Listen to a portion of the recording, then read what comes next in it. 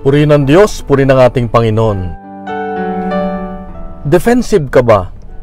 Sa Ebanghelyo ngayon makita natin na tinulig sa muli ni Jesus ang mga Pariseo at mga dalubhasa sa kasulatan dahil sila ay naggumawa ng mga pabigat sa mga tao pero hindi nila ginagawa. Walang katarungan, walang pag-ibig sa kanilang puso.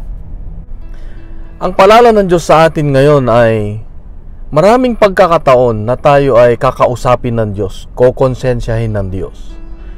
At ang nakakatuwa dito, gagamitin niya ang iba para tayo ay para ipalabas sa atin ang ating mga pagkukulang, mga kasalanan.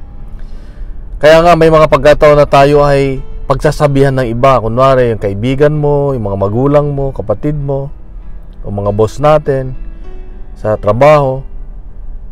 Pag nagsalita sila sa atin, ilalabas nila yung mga hindi magandang ginagawa natin. At malimit kung minsan, hindi natin matanggap. Tayo ay defensive, kumbaga. Yung bang ayaw nating gawin, ayaw nating paniwalaan. Pero sa Ebanghelyo ngayon, pinapaalala ng Diyos na kung minsan ang Diyos ay kumakausap sa atin at gagamitin niya ang iba.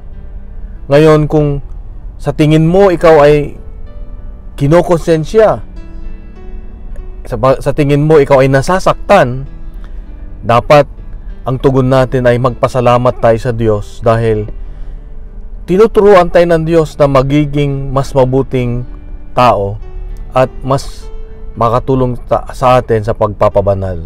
Kapatid, Huwag tayong maging defensive sa tuwing tayo ay tinuturuan ng Diyos, tinutuwid ng Diyos. Kundi pasalamatan natin ang Diyos dahil ito ang magiging paraan para maging mas malapit tayo sa Diyos. Mas banal tayo sa paningin ng Diyos. Ang tinitignan niya sa atin ay yung tugon natin. Kapatid, ganito tayo kamahal ng Diyos. Mahal tayo ng Diyos kaya tinutuwid tayo. Isang mapagpalang Miyerkules sa iyo at sa iyong mga mahal sa buhay, kapatid. God bless. At bukas muli, meron siyang magandang mensahe pagkalat natin itong mabuting balita. Siya ang mabuting balita. Ang Diyos mismo ang mabuting balita. God is good and God bless.